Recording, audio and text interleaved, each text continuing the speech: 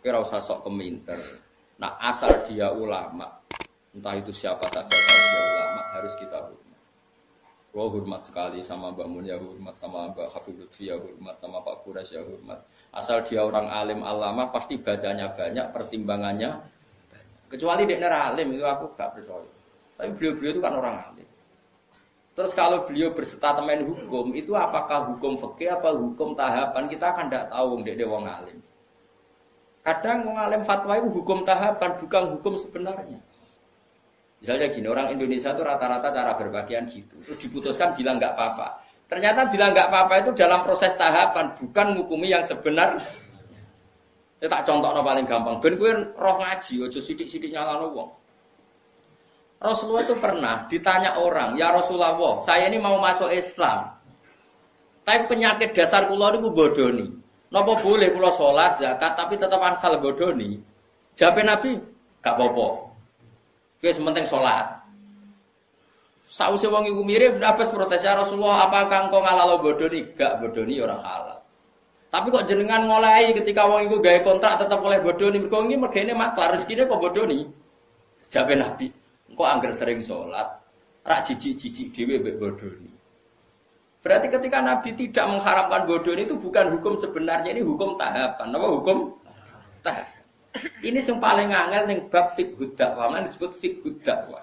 Ada hukum itu tidak sebenarnya, tapi itu tahapan. Misalnya aku ketemu cah Jakarta, mondok ning nggonku misalnya, cawe itu, biasanya katokan cekak. Tak kon jilbaban langsung kangelan.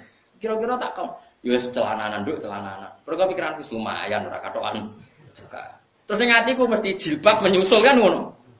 Bukan darani celananan itu hukum sebenarnya, ini hukum tahapan. Saiki kowe nglatih cah cilik poso, langsung maghrib tak beduk.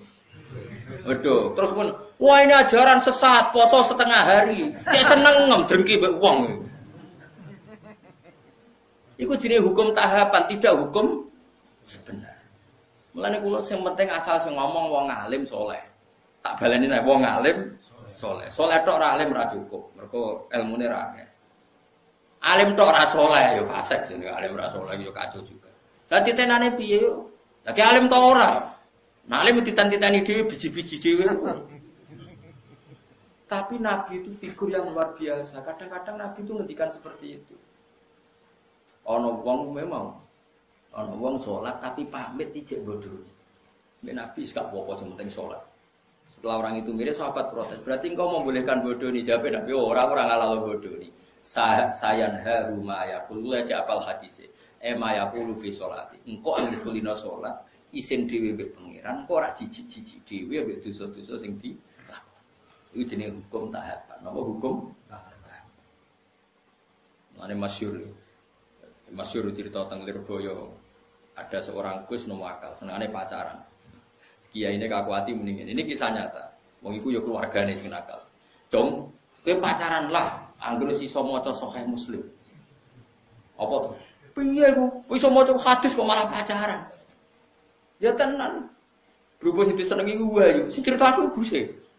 Tak rewangi sinau Gus nganti walim. Jebule barang wong alim apa ora iku haram ra sida.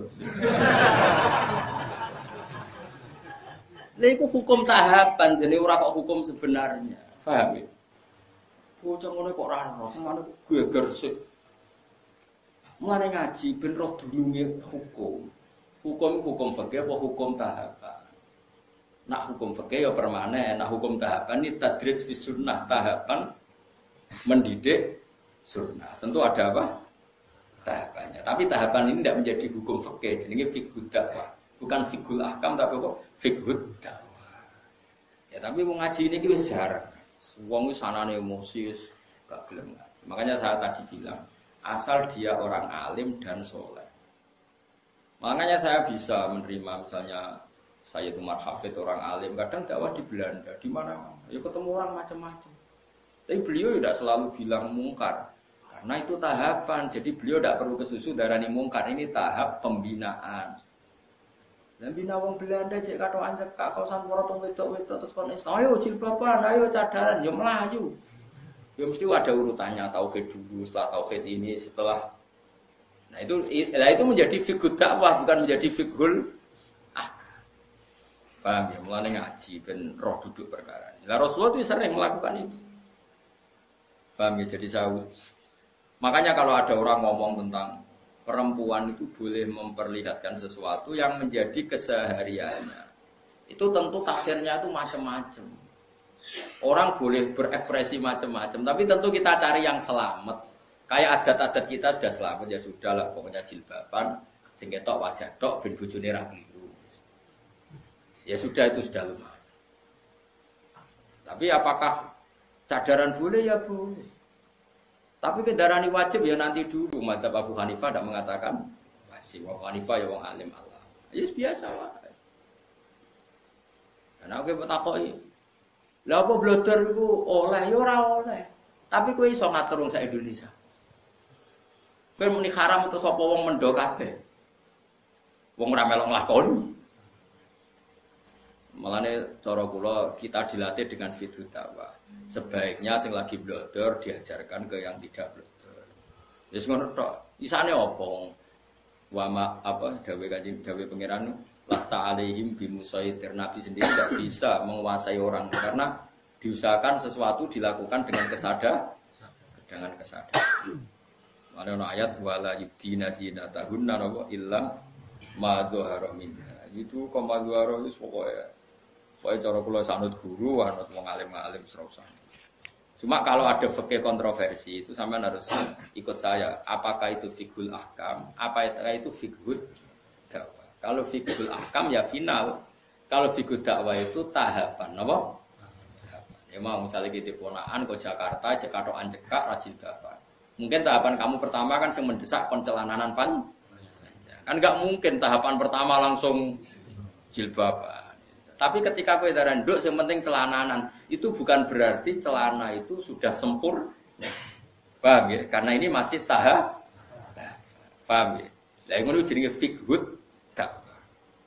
Jadi makanya masyhur itu kayak Nabi tadi. Ya Rasulullah saya mau Islam, saya mau sholat gini-gini. Tapi saya punya hak bodoni karena mergawe saya itu maklaran agak bodoni ra urip. Dari Nabi, ya Cung. Terus ketika orang itu mirip, Ibnu Abbas ngoal, masa ya Rasulullah engkau boleh nodikne bodoni. Aku ra muni oleh.